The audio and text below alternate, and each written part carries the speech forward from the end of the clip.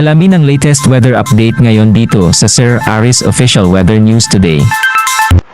Ngayong araw po ng Friday, January 24, 2025, asahan pa rin ang mahinang epekto ng northeast monsoon o amihan dito sa may northern and central Luzon, habang dito sa may southern Luzon, down to Mindanao, asahan pa rin ang epekto ng easterlies o yung mainit na hangin po galing sa silangan. Yung tagpuan ng northeast monsoon at ng easterlies, also known as the shear line, hindi po nakaka-apekto sa ngayon dahil mahina ang northeast monsoon. Kapansin-pansin naman yung cloud cluster o kumpo ng ulap sa may silangan ng Mindanao. So sa ating mga kababayan po doon, magbaon na ng payong, epekto yan ng easterlies, magkakaroon ng mga paulan for today sa malaking bahagi ng Mindanao. Ngayong araw naman dito sa Luzon, may mga lugar pa rin po na uulanin. Dito sa may Batanes, asahan ng makulimlim na panahon at sasamahan ng mahina hanggang katamtaman na ulan dahil sa northeast monsoon or malamig na amihan. Habang dito naman sa may Catanduanes, asahan din po yung kalat-kalat na ulan and thunderstorms, epekto naman ng easterlies or mainit na hangin galing sa silangan. Sa natitirang bahagi po ng northern Luzon, gayon din sa may central Luzon, bahagyang maulap at madalas maaraw naman ang kalangitan at sasamahan lamang po ng pulu-pulong may hinang pagkulan dulot ng northeast monsoon. Habang dito sa Metro Manila, the rest of southern Luzon, asahan pa rin ang bahagyang maulap at minsan maulap din na kalangitan. May tsansa lamang ng mga pulu-pulong ulan or pagkilat-pagkulob lalo na sa may areas ng Quezon, yung mga kabundukan po dito sa may Marinduque, Bicol Region and Oriental Mindoro, dulot lamang din po ito ng easterlies.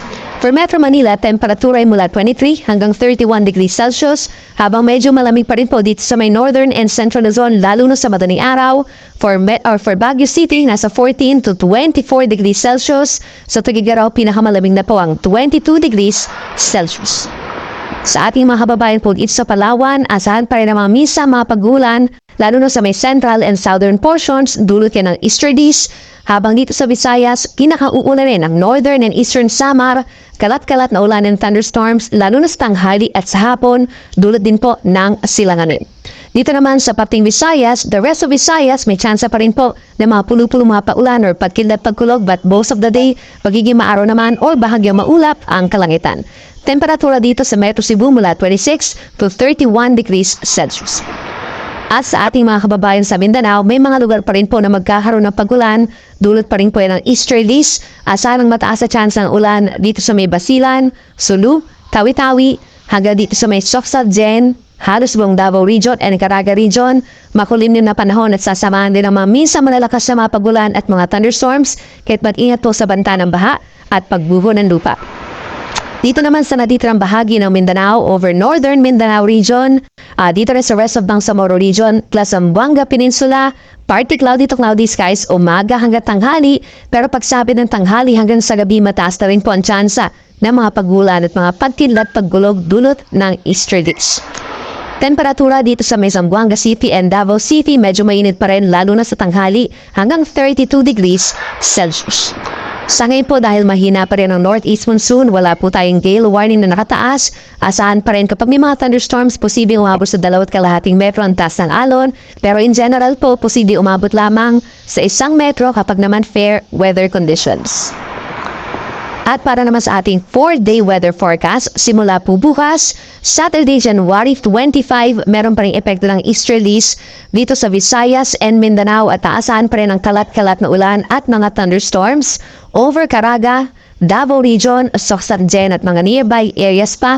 Make sure na meron pa rin dalang payong at mag-ingat pa rin sa banta ng baha at landslides. Samantala, yung amihan naman or northeast monsoon, nagsisimulang lumakas muli dito sa malaking bahagi ng Luzon. Magdadala lamang po ng mga mahihinang ulan, lalo sa may eastern section at mga isolated na mga pag-ambon sa rest of Luzon. Then pagsapit po ng Sunday hanggang Tuesday, just January 26 to 28, magbabalik yung shear line dahil lumalakas na rin po yung northeast monsoon natin at posibleng umabot pa yung amihan dito sa bahagi po ng Visayas. However, yung shear line nga po magdadala ng mga kalat-kalat na ulan at mga isolated thunderstorms over portions of Mindanao, lalo na sa may Zamboanga Peninsula, Northern Mindanao and Caraga region, as well as portions of Eastern and Central Visayas. Yusiran po yung banggaan ng northeast monsoon at ang easterlies. So yung easterlies nasa ilalim po yan at nakaka-apekto rin dito sa may Davao region and Soksadjen. Mag-ingat pa rin po sa mga banta ng baha at landslides at ugaliin pa rin tumutok sa updates ng pag-asa, lalo na yung ating mga advisories or even mga heavy rainfall warnings. For the rest of Visayas at malaking bahagi ng Luzon, andyan ang malakas na northeast monsoon.